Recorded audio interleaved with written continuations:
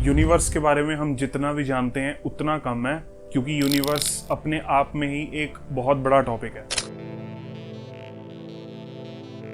Scientist और researchers के हिसाब से हमारा ऑब्जर्वेबल यूनिवर्स एक छोटा सा पार्ट है यूनिवर्स का, लेकिन इस यूनिवर्स के अलावा एक मल्टीवर्स भी कॉन्सेप्ट है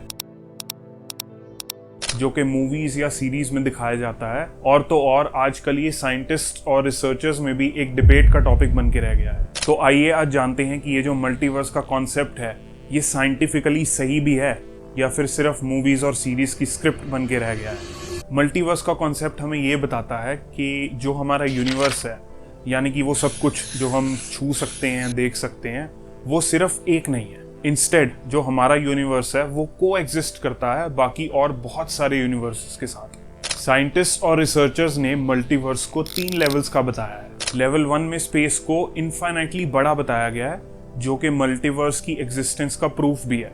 अभी तक हम स्पेस में फाइनाइटली ही देख सकते हैं, और जो स्पेस की इंफॉर्मेशन है वो भी हमारे पास फाइनाइट है, जिसे हम ऑब्जर्वेबल यूनिवर्स कहते हैं, जो 93 बिलियन लाइट ईयर्स में फैला हुआ है। हम इसके बियॉन्ड अभी तक नहीं देख सकते हैं, क्योंकि साइंस के हिसाब से इसके बियॉन्ड की जो लाइट है वो अभी तक हमारे ऑब्जर्वेबल यूनिवर्स में नहीं पहुंची। स्पेस में जो एटम्स और मॉलिक्यूल्स हैं उन्हें हम मैटर कहते हैं।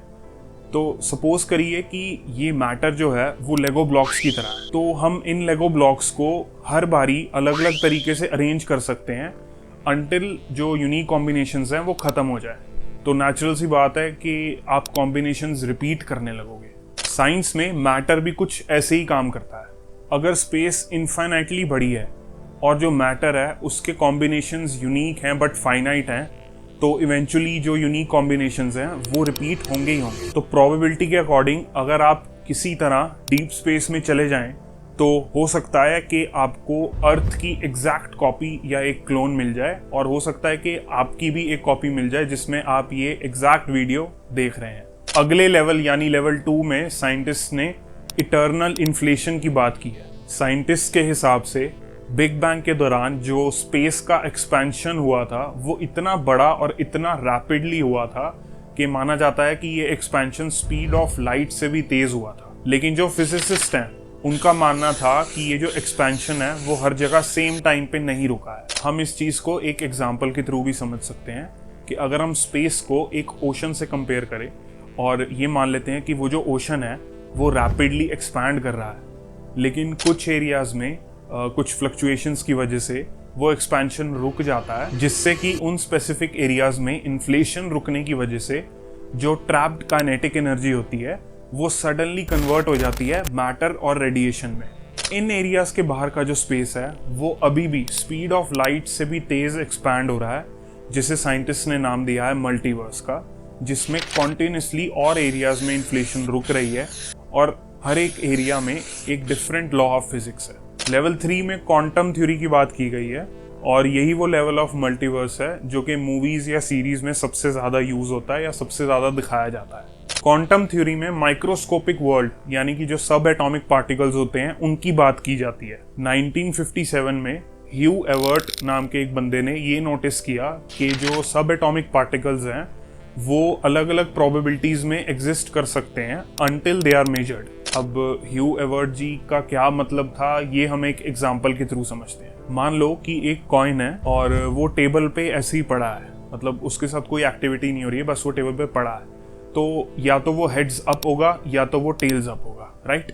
लेकिन अब इमेजिन करते हैं कि हम इसको हाथ से इसी कॉइन को स्पिन कर देते हैं, तो नेचुरल सी बात है कि ना तो आपको हेड्स अप दिखेगा ना टेल्स अप दिखेगा, क्योंकि वो कॉइन है वो एक स्पिनिंग एक्शन में है या स्पिनिंग मूवमेंट में है, और आपको सिर्फ एक ब्लर दिखेगा। तो इस केस में हम बोलेंगे कि वो कॉइन एक स्टेट ऑफ पोटेंशियल में एग्जिस्ट करता है। क्वांटम थ्योरी या साइंस में भी इलेक्ट्रॉन कुछ ऐसे ही बिहेव करता है, मतलब इलेक्ट्रॉन वो स्पिन करता रहता है ऑल पॉसिबल लोकेशंस में, जिसको साइंटिस्ट ने वेव फंक्शंस या क्लाउड ऑफ प्रोबेबिलिटीज भी बोला है। अब अगर आपको कॉइन का रिजल्ट देखना है, मतलब आपको ये देखना है कि हेड्स अप आया है या टेल्स अप आया है, तो आप नेचुरली अपने हाथ से उस कॉइन को रोकेंगे। क्वांटम थ्योरी में ये हाथ से रोकने वाली चीज को एक इंस्टेंट पे मेजरमेंट लेना कहते हैं। तो जब आप उसे मेजर करते हैं तो उस इंस्टेंट पे वो पार्टिकल एक सॉलिड स्पॉट पे पाया जाता है। एवर्ट से पहले साइंटिस्ट का ये मानना था कि वो जो स्पॉट आया है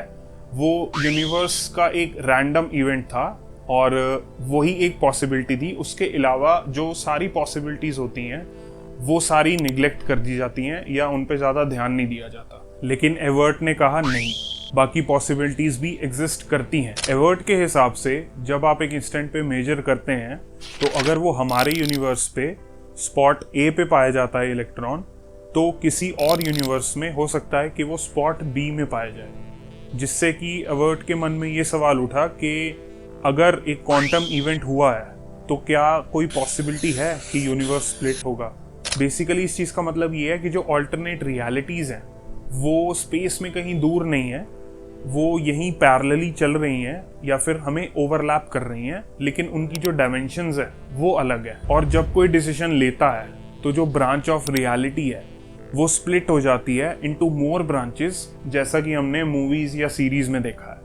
अब ये सब सुनने और देखने में तो काफ़ी कूल लगता है, लेकिन अभी भी थ्योरेटिकली ये कंसेप्ट ग्रे एरिया का पार्ट माना जाता है। मतलब अभी भी ये हाँ या ना के बीच का ही एक कंसेप्ट है। बेसिकली नॉर्मल साइंस में अगर किसी को कुछ प्रूव करना होता है तो वो प्रोबेबिलिटीज के थ्रू प्रूव कर सकता है, लेकिन मल्टीवर्स के कॉन्सेप्ट में जहाँ पे इनफाइनाइट नंबर ऑफ चीज़ें इनफाइनाइट नंबर ऑफ टाइम्स हो रही हैं, वहाँ पे प्रोबेबिलिटी ग्लिच आउट कर जाती है, क्योंकि ये एक इन्फिनिटी बाय इन्फिनिटी की प्रॉब्लम बन जाती है। तो मैथ्स और प्रोबेबिलिटीज की प्रॉपर कैलकुलेशंस और कोई विजुअल या इंटरैक्टिव प्रूफ के बिना ये कंसेप्ट सिर्फ थ्योरी में ही रह गया है। कई साइंटिस्ट ने तो इस कंसेप्ट को एस्केपिस्ट सूडो साइंस भी बोल दिया है, क्योंकि उनके हिसाब से कुछ दूसरे साइंटिस्ट के लिए ये एक इजी वे आउट है कुछ लॉज ऑफ फिजिक्स का एक प्रॉपर एक्सप्लेनेशन ना देने का।